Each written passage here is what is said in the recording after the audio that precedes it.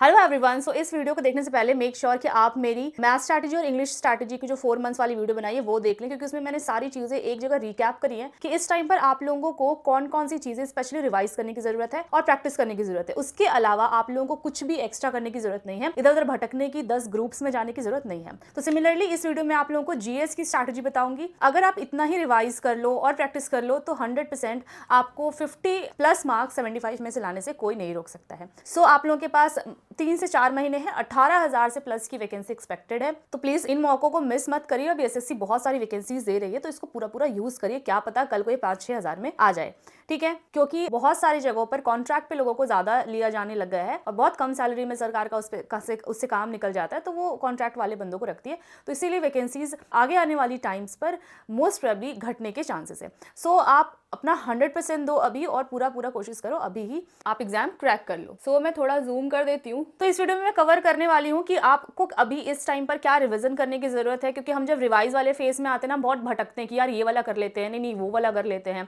ये भी कर लेते हैं। तो यहाँ पर मैं आपको एक जगह पे कंपाइल्ड वे में बताऊंगी, उसके अलावा कुछ भी रिवीजन करने की जरूरत नहीं है। जीएस में आपको मॉक कैसे देना है और उस मॉक की एनालिसिस कैसे करनी है, ए टू जेड बहुत ही डिटेल में मैं बताने वाली हूँ। यही सारी चीजें मैंने इन 2 सब्जेक्ट्स की वीडियो में भी बताई है, आप जाकर जरूर देख लेना, लिंक आपको डिस्क्रिप्शन में मिल जाएगा। सो देखिए, जीएस में आपको समझना पड़ेगा कि 3 तरह से जीएस को पढ़ा जाता है। एक सब्जेक्ट वाइज इनकी हिस्ट्री, ज्योग्राफी, इकोनॉमिक्स अलग अलग करके। एक होता है स्टैटिक जीके जो कि चेंज नहीं होता, जो कंप्लीटली आपके रट्टा मारने के ऊपर में है। और थर्ड है करंट अफेयर्स। तो इन तीनों के लिए अलग अलग स्ट्रैटेजी होती है, हम डिस्कस करेंगे।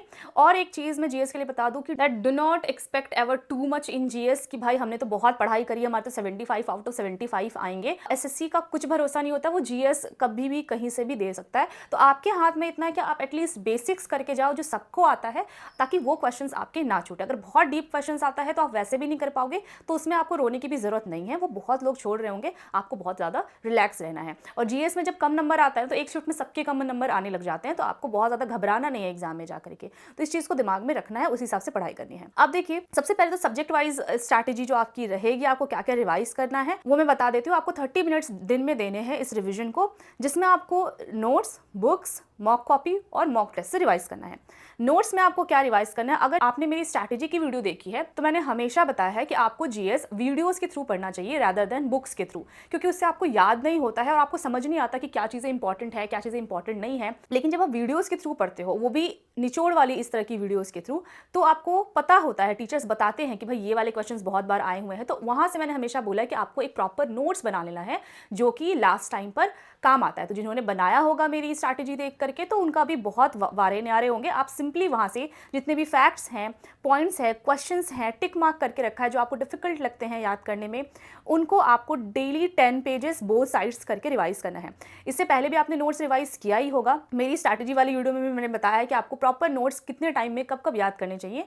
तो जिन्होंने याद किया होगा उनको याद होगा, तो 10 पेजेस वो आराम से 10-12 मिनट में कर लेंगे, ठीक है। उसके बाद हम आएंगे बुक्स पर। तो जो भी सब्जेक्ट का आपने नोट्स पढ़ा है उसको आपको सिंपली किरण की एमसीक्यू वाली बुक आती है जिसमें कि टाइप वाइज क्वेश्चंस दिए हुए होते हैं, यहां से आपको याद करना है। ये एमसीक्यू फॉर्मेट में होते हैं और इसका सोल्यूशन भी बहुत डिटेल्ड होता है। इसमें लिखा होता है कि कौन से क्वेश्चंस कितने ज्यादा इंपॉर्टेंट है, सारी प्रीवियस ईयर क्वेश्चन से, इसलिए आपको ये नहीं लगेगा कि आप इरेलेवेंट पढ़ाई कर रहे हो। और बहुत सारे क्वेश्चंस यहीं से होते हैं, मैंने खुद इस बुक से तैयारी करी है और यहाँ से बहुत क्वेश्चंस आते हैं, क्योंकि ऑलरेडी ये पीवाईक्यू बेस्ड बुक है, ठीक है। तो यहाँ से आप तैयारी कर सकते हो। इसमें से आपको 4 पेजेस डेली, या अगर आपको लगता है कि आपको ज्यादा याद है तो आप 5-6 पेजेस भी कर सकते हो अपने हिसाब से। उसके बाद जो आपको करना है वो है मॉक कॉपी से। तो जब भी आपने मॉक टेस्ट दिया होगा तो वहां से आपने नोट्स बनाया होगा। अगर आपने मेरी स्ट्रैटेजी को फॉलो करके तैयारी करी तो ये कॉपी आपके पास जरूर होगी। मैं हमेशा स्ट्रैटेजी वाली वीडियोस में बताती हूँ कि आपको एक मॉक कॉपी हर एक सब्जेक्ट की रखनी चाहिए। तो वहां पर आपने जितने क्वेश्चन राइट डाउन करे होंगे, दिस इज हाई टाइम कि आपको उसको रिवाइज करना है, अदरवाइज वो लिखा का लिखा रह जाएगा, ठीक है। तो उसमें से आप 5 से 6 पेजेस डेली का करो। जिस टॉपिक को आप पढ़ रहे हो ना, पहले उन्हीं टॉपिक्स का करो। जैसे नोट्स जिसका करा है उसी को बुक से करना है, उसी टॉपिक्स का मॉक कॉपी में। खैर मॉक कॉपी में तो टॉपिक डिवाइडेड नहीं होता है, तो आप 5 से 6 जो पेजेस हैं वो आप कर लो, 5 से 7 मिनट लगेंगे क्योंकि ऑलरेडी आपने रिवाइज किया हुआ होगा। उसके बाद मॉक टेस्ट से भी आपको रिवाइज करना है। तो अभी आप देखो, अगर सेक्शनल मॉक्स आपके बचे हुए हैं, जिससे भी आप मॉक दे रहे हो, तो वहां से सेक्शनल मॉक दे दो, वो आपको बहुत बेनिफिट करेगा। और आप पर डे अभी फुल मॉक दे ही रहे होगे, नहीं दे रहे हो तो शुरू करो जल्दी से जल्दी। वहां पर जीएस के जो 25 क्वेश्चंस आपको प्री के मिलेंगे, उसमें से जो आपको आते हैं वेल एंड गुड, उनके सोल्यूशन जरूर पढ़ लेना, क्योंकि सोल्यूशंस में क्या होता है कि चारों ऑप्शंस के बारे में बताया हुआ रहता है। तो मे बी एक सेम टू सेम क्वेश्चन नहीं आया लेकिन सॉल्यूशन से क्वेश्चन आ सकता है, तो इसीलिए सॉल्यूशंस को भी देख लेना, अगर रॉन्ग किया है तो भी, राइट किया है तो भी। और अगर आपको लगता है कि भाई कोई बहुत अच्छा क्वेश्चन है जो बहुत ज़्यादा आपको लग रहा है कि आ सकता है, तो उनको सिंपली आप सेव के बटन पर क्लिक करोगे तो वो सेव हो जाएगा। उसके लिए आपको वापस उसको कॉपी में अब लिखने की जरूरत नहीं, पहले जो लिख दिया उसको आप सिंपली रिवाइज कर लो। इसके बाद हम आते हैं स्टैटिक जीके में, जिसको आपको 15 मिनट डेली का देना है। इसमें आपको सबसे पहले क्या करना है, ऑलरेडी आपने इंपॉर्टेंट टॉपिक्स चूज करके रखा होगा, अगर नहीं किया हुआ है तो ये वाली वीडियो मेरे जाकर के देखोगे, लिंक में डिस्क्रिप्शन मिल जाएगा, तो इसमें सारे इंपॉर्टेंट टॉपिक्स जो है वो मैंने बता रखे हैं। तो उन्हीं इंपॉर्टेंट टॉपिक्स को सबसे पहले आपको याद करना है, क्योंकि उससे ही सबसे ज्यादा क्वेश्चन आने के चांसेस होते हैं।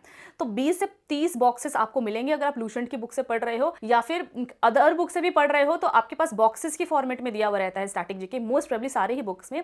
तो 20 से 25 या 30 ऐसे बॉक्सेस होते हैं जो इंपॉर्टेंट होते हैं, उनको टिक मारिए। उसमें से आप रिवाइज करना शुरू करिए 3 बॉक्सेस डेली के। आपने ऑलरेडी किया ही होगा, अगर नहीं भी किया है तो अभी से शुरू कर दीजिए। क्रेजी जीके ट्रिक एक यूट्यूब चैनल है जहां पर आपको इनके ट्रिक्स मिल जाएंगे, तो वहां से भी आप जल्दी जल्दी से याद कर सकते हो। उसके बाद जो टिक मार्क अगर आपने पहले से करके रखा है, स्पेशल फोकस उसको दो, क्योंकि वही आप भूल रहोगे बार बार।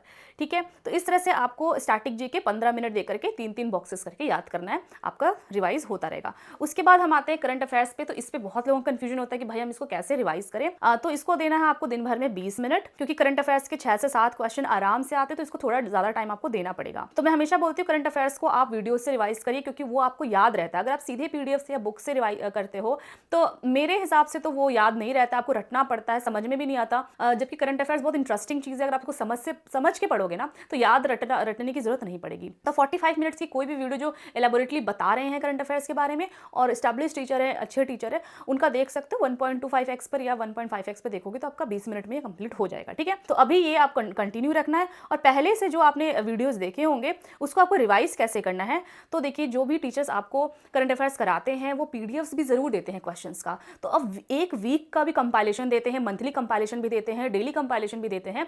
तो आपको रिवाइज करना है वीकली कंपाइलेशन में से। तो वीकली कंपाइलेशन में जितने भी क्वेश्चंस होंगे उसको आप सिंपली वहां से पढ़ो, उनके आंसर्स देखो और वहां से याद करो। सिमिलरली आपको हर वीक का करते हुए जाना है पर डे। अगर आपने वीडियो से करा है ना तो आप देखोगे कि आपको मैक्सिमम चीज़ें तो पहले से ही याद है। और कुछ लोग बोलते हैं कब से कब तक का करें, तो मैं आप लोगों को बोलूंगी अक्टूबर 2024 से लेकर के मई जून 2025 तक का कर लो, आप सिक्योर रहोगे। ठीक है, उसके बाद जब ये सब कर लोगे तो आप कोशिश करना कि मंथली उन्होंने जो वीडियो कंपाइलेशन दी होगी क्वेश्चंस की वो आप रिवाइज कर ली, तो आपका और ज़्यादा अच्छे से रिविजन हो जाएगा। ये आपको एक्स्ट्रा टाइम दे करके नहीं करना है। मैं हमेशा करंट अफेयर्स रिकमेंड करती हूँ जब आप लंच कर रहे हो, जब आप लीजर टाइम पर, क्योंकि current affairs is very interesting, तो आपको एक मूवी की तरह ही लगेगा। तो आपको जब भी खाली टाइम पे कभी वीडियोस देखने का मन करता है तो आप उन चीज़ों को देख लीजिए।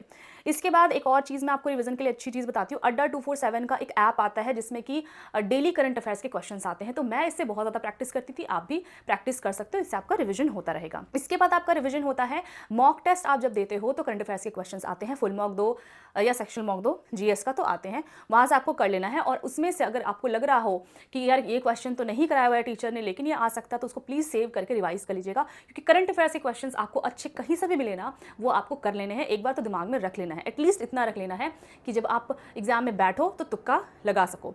अब मैं आपको तुक्का के बारे में भी यहाँ पर कुछ बताऊंगी। देखिए कुछ लोग ना जीएस को एज इट इज़ पूरा याद करने में लग जाते हैं। यहाँ पर ना आप एक चीज़ हमेशा याद रखो कि जीएस में बस आपको इतना याद रखना है, हिंट के हिसाब से या कोई भी निमोनिक्स बना लो, एनी वे आपको बस इतना याद रखना है कि ऑप्शंस देख करके आपको याद आ जाना चाहिए। अगर मान लीजिए आपसे कोई क्वेश्चन पूछा गया कि हुमायूं का जन्म कहाँ पर हुआ था, तो मे बी आपको एग्जैक्ट जगह याद ना हो, लेकिन इतना तो आपके दिमाग में हो कि ऑप्शंस देख करके आप 3 को छाट कर एक में आंसर लगा सके। ठीक है, एज इट इज याद करने के चक्कर में लोग अपना बहुत ज़्यादा टाइम वेस्ट करते हैं। आपको समझना है कि एग्जाम एक एमसीक्यू बेस्ड है, तो यहाँ पर आपको इतना टेंशन लेने की जरूरत नहीं है। अब मैं तुक्का के बारे में भी बता दूं तो जी हाँ, जीएस में आपको तुक्का लगाना पड़ता है और ये बहुत ही अच्छी स्ट्रैटेजी होती है, लेकिन हाँ आपको लगाना है बैलेंस्ड और कैलकुलेटेड तुक्का। ये नहीं कि भाई हम हर क्वेश्चन में तुक्का लगा करके आ गए तो आप नेगेटिव चले जाओगे। जहां पर आपको लग रहा है कि थोड़ा थोड़ा पढ़ा हुआ है या सिमिलर कुछ पढ़ा हुआ है या ऑप्शन देख के आपको समझ में आ जा रहा है कि क्या है, बस वहीं पर आपको तुक्का लगाना है। जिन क्वेश्चंस में आपको लगता है कि भाई बिल्कुल ही दिमाग में कुछ नहीं आ रहा, मैं हिंट भी नहीं ले पा रहा, उन क्वेश्चन को आपको सिंपली स्किप करके आ जाना है। अगर आप 2 ऑप्शंस को छाट पा रहे हो, 2 ऑप्शंस में कंफ्यूज हो, तो उस केस में आपको 100% तुक्का लगाना है, क्योंकि आपके बहुत ज़्यादा चांसेस होते हैं, 50-50 चांसेस आपके बहुत ज़्यादा बन जाते हैं, तो आप वहाँ पर कर सकते हो, तुक्का लगा सकते हो। और तुक्का कैसे लगाते हैं, जैसे कि क्वेश्चन से ही आपको हिंट मिलता है कि कौन सा, जैसे कि अगर आपको ये क्वेश्चन दे दिया जाए कि रेगिस्तान का जहाज किसको कहा जाता है, अब मान लीजिए कोई ऐसा है कि जिसको नहीं पता, तो वहाँ शेर, चीता ये सब लिखा है और ऊँट लिखा है, तो जाहिर सी बात है ना कि आप ऊँट ही मारोगे, क्योंकि ऊँट ही रेगिस्तान में पाया जाता है, सिंपल। तो इसी तरह से कुछ ऐसे क्वेश्चन होंगे जो क्वेश्चन ही आपको हिंट दे रहे होंगे कि आंसर क्या है। जैसे कि मान लीजिए अगर आपसे पूछा गया कि आईफा अवार्ड 2024 किसको मिला है, अब 3 ऑप्शंस ऐसे हैं जिनका मूवी से ही कोई लेना देना नहीं है, तो आप सिंपली उसको छाट सकते हो। तो एक जो है आपको आता हो ना आता हो, लेकिन जो मूवी से रिलेटेड वही आंसर होगा। तो इस तरह से आपको दिमाग लगा करके तुक्का मारना, ये नहीं कि बस मैंने कोई सा भी मार देना है, ठीक है। इसके बाद अगर आपको किसी क्वेश्चन में, जैसे कि मैंने बताया कि कोई क्लू नहीं मिल रहा, आपको सिंपली स्किप करना है। इसके बाद बहुत ज़्यादा टाइम आपको सोचने में नहीं देना है। देखिए जीएस में ना, हमेशा मैं बोलती हूँ जीएस को हमेशा लास्ट में अटेम्प्ट करा करो, क्योंकि जीएस में आप सोचने बैठोगे तो कब आपके 2-3 मिनट निकल जाएंगे एक ही क्वेश्चन में, आपको समझ में भी नहीं आएगा।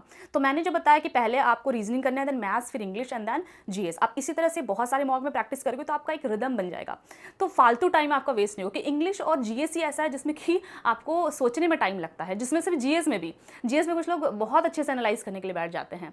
सो इसको आपको ध्यान में रखना है। इसके बाद मैं बताती हूँ आपको मॉक टेस्ट के बारे में। जीएस में मॉक टेस्ट की कोई हार्ड एंड फास्ट रूल नहीं है या हार्ड एंड फास्ट स्ट्रैटेजी नहीं है, लेकिन मैथ्स और इंग्लिश में जो मैंने आपको स्ट्रैटेजी बताई है मॉक देने की और मॉक एनालिसिस करने की, आपको उसी तरीके से करना है, क्योंकि वो मेरा दी बेस्ट रिसर्च है मेरे पूरे प्रिपरेशन के दौरान, जिसकी वजह से मेरे मार्क्स बढ़ने एक्सपोनेंशियली शुरू हुए थे। तो उस तरह से आपको करना है। जीएस में देखिए मैं आपको बताऊंगी 5 मिनट आपको टाइम लगता है जीएस में टोटल इन 1 आवर, जिसमें से आपको 2 गोल्स में जीएस को अटेम्प्ट करना है। 2 गोल्स क्या होता है, 1 से 25 तक एक बार और 1 से 25 तक 2 बार। फर्स्ट गो में आपको करना है ओनली नोन क्वेश्चंस, जो आपको पता है कि इसका आंसर ये है, इजी टू फाइंड ऑप्शन, मतलब आपको लग रहा है कि ये ऑप्शन होगा और बहुत ही जल्दी से दिमाग में आ जा रहा है, जिसमें आपको सोचना नहीं पड़ रहा है कि यार ये हो सकता है या ये हो सकता है, ठीक है। और फर्स्ट गो में जो अननोन क्वेश्चंस है जिसमें आपको लग रहा है ज्यादा टाइम लगेगा सोचने में, उसको आपको स्किप करना है। सेकंड गो में आपको सिंपली तुक्केबाजी वाली जो चीजें हैं वो सेकंड गो में करनी है, फर्स्ट गो में नहीं करनी है। मान लीजिए फर्स्ट क्वेश्चन में आया, आपको लगा आता है, कर दिया। सेकंड आता है, कर दिया।